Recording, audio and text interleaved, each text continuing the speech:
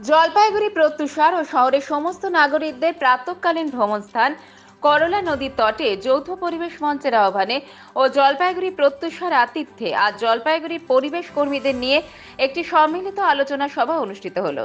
আজকের অনুষ্ঠানে আলোচনার মুখ্য বিষয় ছিল জলপাইগুড়ি শহরে প্রাকৃতিক পরিবেশের বিপন্নতা ও তার প্রতিরোধে প্রতিবাদ করতে সবাই ঐক্যমত হন।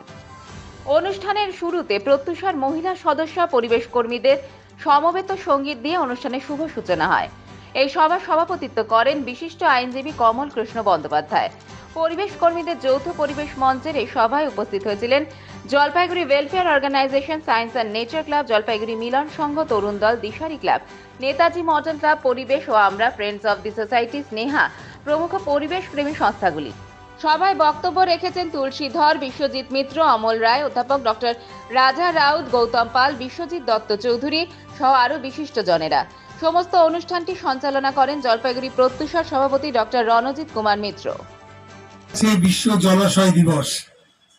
আমি আমাদের এই যে আজকে যে সমস্ত পরিবেশ কর্মীরা এখানে অংশ নিতে, আমরা লক্ষ্য করছি যে নানান কারণে জলপাইগুড়ির পরিবেশ এবং প্রকৃতি নানানভাবে বিঘ্নিত হচ্ছে।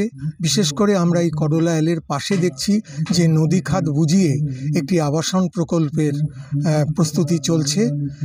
ইতিমধ্যেই আমরা নানান জায়গায় আবেদন করেছি এই যে জলাশয় বুঝিয়ে এই যে আবাসন প্রকল্পকে রোধ করার জন্য, কিন্তু তারও কোনো সঠিক দিশা বা উত্তর আমরা এখনো খুঁজে পাইনি।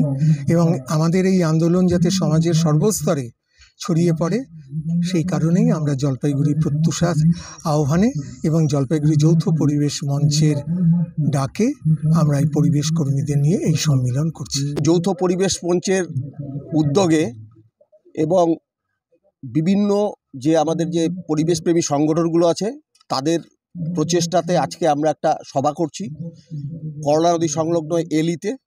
এবং এখানে সভাটা করা হচ্ছে একটি কারণে, সেটা হচ্ছে জলাশয়কে রক্ষা করবার যে আমাদের একটা দীর্ঘদিন থেকে আন্দোলন চলছে প্রায় 1 বছর ধরে, যে জলাভূমি বন্ধ করে যাতে কোনো হাউজিং, শপিং মল বা হাউজিং কমপ্লেক্স এগুলো বানানো না হয়, তাহলে জলপাইগুড়ি শহরে শুধু বিপদ হবে, যেমন বর্ষার সময়, তেমনি আমাদের যে আবহাওয়ার যে পরিবর্তন সেটা কিন্তু ব্যাপক আকারে দেখা দেবে জলপাইগুড়ি জেলাতে। জলপাইগুড়ি প্রত্যুষা 2018 সাল থেকে আমরা পরিবেশের উপর দাঁড়িয়ে আমরা আমাদের কাজ করে যাচ্ছি এবং এই জায়গাটা আমরা যারা পরিবেশ প্রেমী এবং প্রাতঃভ্রমণকারী তারাই এই জায়গাটাকে এখন সংরক্ষণ করছি। এবং প্রথম দিকে এই জায়গাটাকে পরিষ্কার পরিচ্ছন্ন করবার জন্যে আমরা যে চেষ্টা নিয়েছিলাম, সেই চেষ্টার জন্য আমরা আমাদের যে স্থানীয় প্রশাসন, সেই স্থানীয় প্রশাসনের দ্বারস্থ হয়েছিলাম। কিন্তু আমরা 2বার আমরা ডেপুটেশন দিয়েছি, কিন্তু 2বার ডেপুটেশন দেওয়ার পরেও কিন্তু কোনো রকম আমরা প্রশাসনের থেকে কোনো রকম সহযোগিতা পাইনি।